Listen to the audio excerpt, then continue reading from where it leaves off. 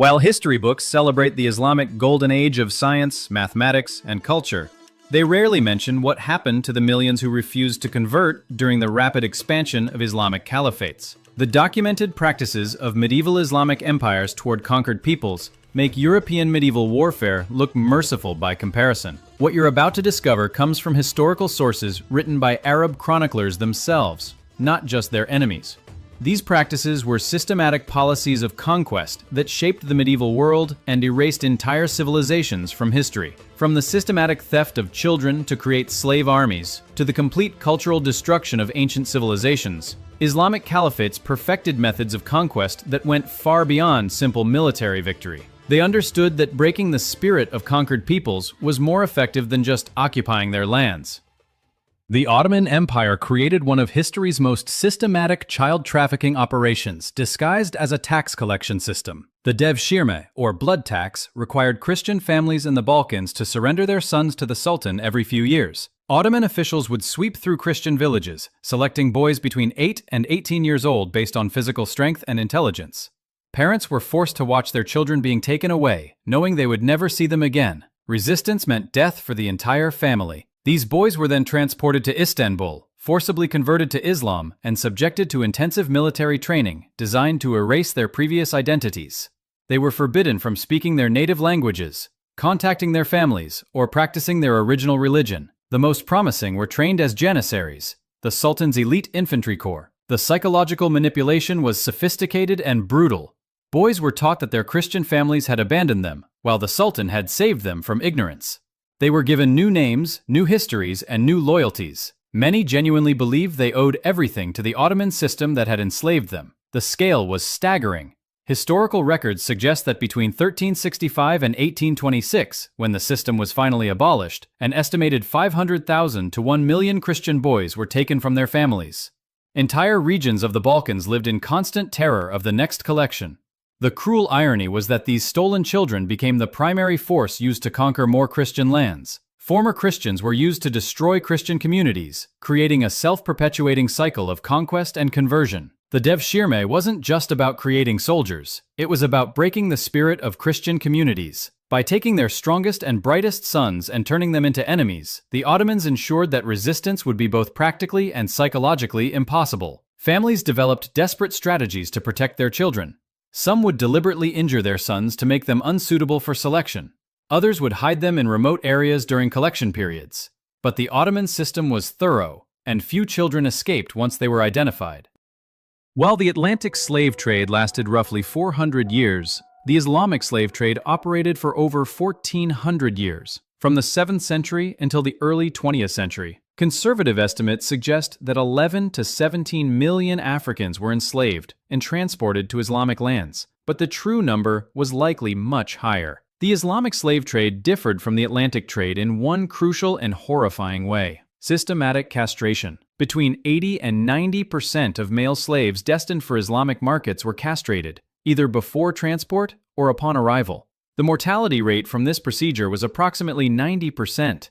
Making it essentially a death sentence. The castration centers of the Islamic world were industrial-scale operations. The main center in Aswan, Egypt, processed thousands of boys and men annually. Those who survived the procedure became eunuchs, forever marked as less than human and incapable of reproduction. This wasn't accidental. It was deliberate policy. Islamic law permitted slavery, but encouraged the freeing of slaves, especially those who converted to Islam.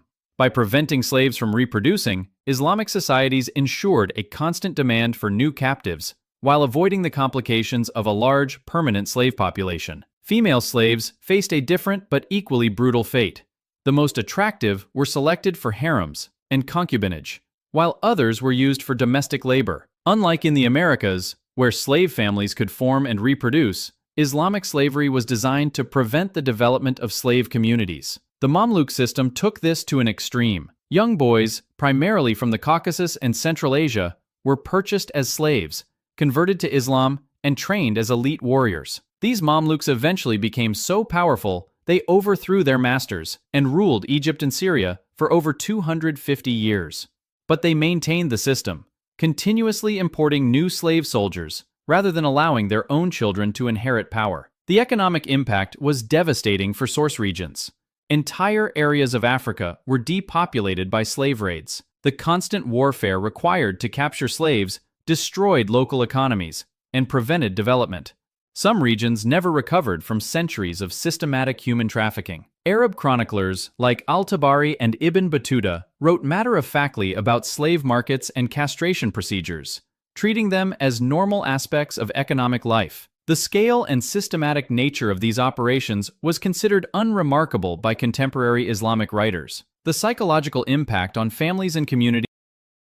Islamic Caliphates developed sophisticated systems for destroying other religions while maintaining plausible deniability about forced conversion. The dhimmi system created legal frameworks that made non-conversion economically and socially unsustainable. The jizya, or poll tax on non-Muslims, was deliberately set at levels that would bankrupt most families. In many regions, the tax was equivalent to several months' income, making it impossible for all but the wealthiest to pay. The collection process was designed to be humiliating.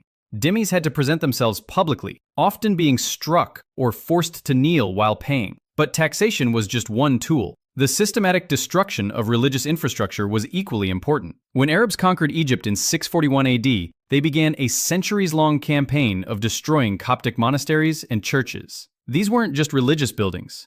They were centers of learning that contained the last remnants of ancient Egyptian knowledge and culture. The conquest of Persia saw similar destruction. Zoroastrian fire temples, some of which had burned continuously for over 1,000 years, were systematically extinguished. Zoroastrian texts were burned, and priests were executed or forced to convert. Within a few centuries, a religion that had dominated the Persian Empire for over a millennium was reduced to a tiny minority. Mahmud of Ghazni's campaigns in India between 1000 and 1027 AD represent perhaps the most systematic religious destruction in history. His chroniclers boasted that he destroyed over 50,000 Hindu temples and forced millions to convert at sword point. The famous Somnath temple, one of Hinduism's holiest sites, was demolished and its fragments used to build steps for a mosque. The destruction wasn't random vandalism. It was calculated psychological warfare. By destroying the physical symbols of other religions, Islamic conquerors demonstrated the powerlessness of other gods and the supremacy of Islam. Forced conversions often took place in the ruins of destroyed temples, reinforcing the message of Islamic dominance. Legal restrictions made practicing other religions increasingly difficult. Christians and Jews were forbidden from building new churches or synagogues, ringing bells, or conducting public processions. They couldn't testify against Muslims in court, carry weapons, or ride horses. These restrictions created a system of legal apartheid that made non-Muslims second-class citizens in their own lands. The cumulative effect was devastating. Ancient Christian communities in North Africa, which had produced theologians like Augustine, disappeared entirely. The Zoroastrian population of Persia, once numbering in the millions, was reduced to fewer than 200,000 worldwide today. Entire religious traditions that had existed for millennia were erased from their homelands. Islamic caliphates institutionalized sexual slavery on a scale that dwarfed other historical examples. The harem system wasn't just about the pleasure of rulers. It was a systematic method of breaking conquered peoples through the sexual exploitation of their women. The Abbasid Caliph Harun al-Rashid, celebrated in the Arabian Nights, maintained a harem of over 2,000 women. They were captured women from across the Islamic world, kept as sexual property, and discarded when they aged or fell from favor. When Baghdad fell to the Mongols in 1258, the last Abbasid Caliph's harem contained over 700 women. Contemporary accounts describe the systematic rape and murder of these women as the city burned, ending centuries of institutionalized sexual slavery in the Abbasid capital. The concubinage system created a legal framework for sexual exploitation. Concubines had no rights and could be bought, sold, or given away like any other property. Their children were considered illegitimate and had no inheritance rights, unless specifically acknowledged by their fathers. Slave markets throughout the Islamic world specialized in the sale of women for sexual purposes. Ibn Battuta's travel accounts describe markets in Cairo, Damascus, and Baghdad, where women were displayed naked for inspection by potential buyers. The most attractive commanded prices equivalent to several years' wages for skilled workers.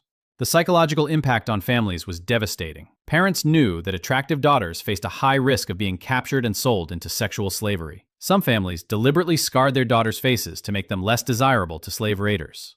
Others kept daughters hidden indoors, creating a culture of female seclusion that persists in some regions today. The system created a constant demand for new captives. Unlike wives, who retain their status throughout their lives, concubines were frequently replaced as they aged. This meant that slave raids specifically targeted young women, devastating the demographic structure of conquered regions. The scale of sexual slavery was enormous. The Ottoman Empire alone is estimated to have enslaved over 1.5 million women for sexual purposes between the 14th and 19th centuries. These women came from the Balkans, the Caucasus, Africa, and Central Asia, representing dozens of different cultures and ethnicities. Islamic law provided religious justification for these practices. Quranic verses about those whom your right hand possesses were interpreted to permit unlimited sexual access to female slaves. Religious scholars developed elaborate legal frameworks that regulated the buying, selling, and use of sex slaves, while maintaining that the system was divinely sanctioned. The impact on conquered communities was profound. The systematic removal of young women disrupted family formation and cultural transmission. Many communities never recovered from the demographic damage caused by centuries of sexual slavery.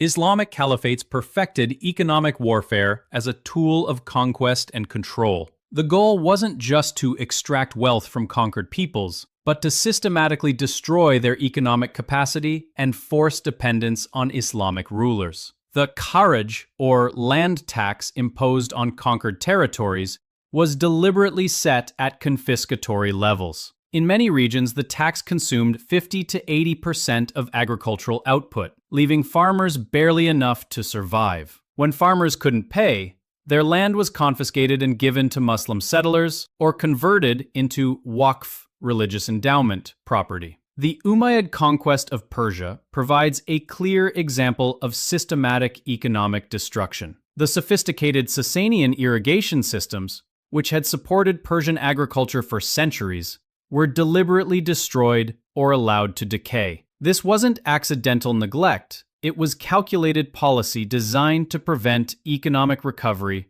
and force dependence on Arab rulers. Tribute demands often included quotas of people rather than just goods. The Nubians were required to provide 400 slaves annually to the Fatimid Caliphate. The Bulgars had to supply young men for military service. These human tributes devastated local populations, while providing the caliphates with a steady supply of forced labor. Trade restrictions created economic apartheid. Non-Muslims were often prohibited from engaging in certain types of commerce or forced to pay additional taxes on their business activities. This gradually transferred economic control to Muslim merchants and impoverished non-Muslim communities. The cumulative effect was the systematic impoverishment of conquered peoples. Regions that had been prosperous for centuries became economic backwaters within a few generations of Islamic conquest. The goal was to make resistance economically impossible while creating incentives for conversion to Islam.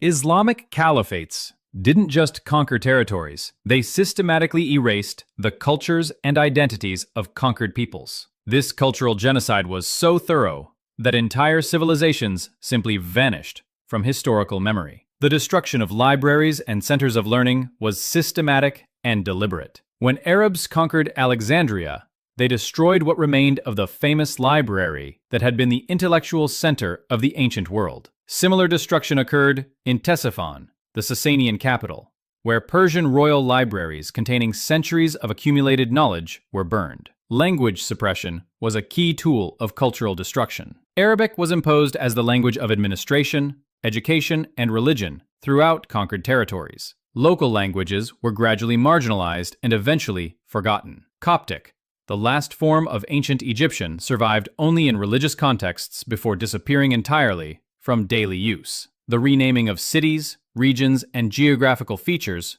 was part of a systematic effort to erase pre-Islamic history. Ancient names with thousands of years of history were replaced with Arabic alternatives. This wasn't just administrative convenience. It was deliberate historical erasure. Religious festivals and cultural practices were systematically suppressed.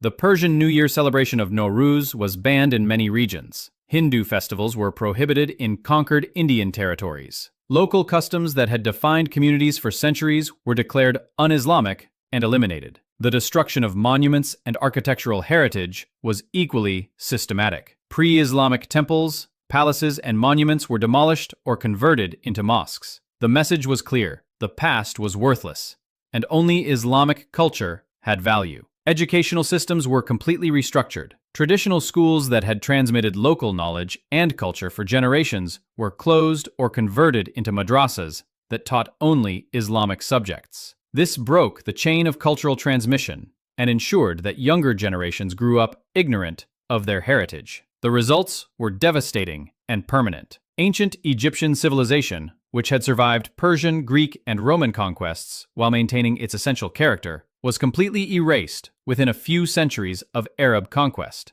Zoroastrian Persia, with its rich literary and philosophical traditions, was reduced to a shadow of its former self. The scale of cultural destruction was so complete that we're still discovering what was lost. Archaeological excavations regularly uncover evidence of sophisticated civilizations that were systematically destroyed and forgotten. Entire chapters of human history were erased by Islamic conquest. The Islamic Caliphates created one of history's most efficient systems of conquest and cultural destruction. Their methods were so effective that entire civilizations simply vanished from historical memory, leaving behind only archaeological fragments and scattered references in surviving texts. The scale of destruction was unprecedented. Millions of people were enslaved, killed, or forced to abandon their cultures and identities. Ancient civilizations that had survived multiple conquests and invasions were completely erased within a few centuries of Islamic expansion.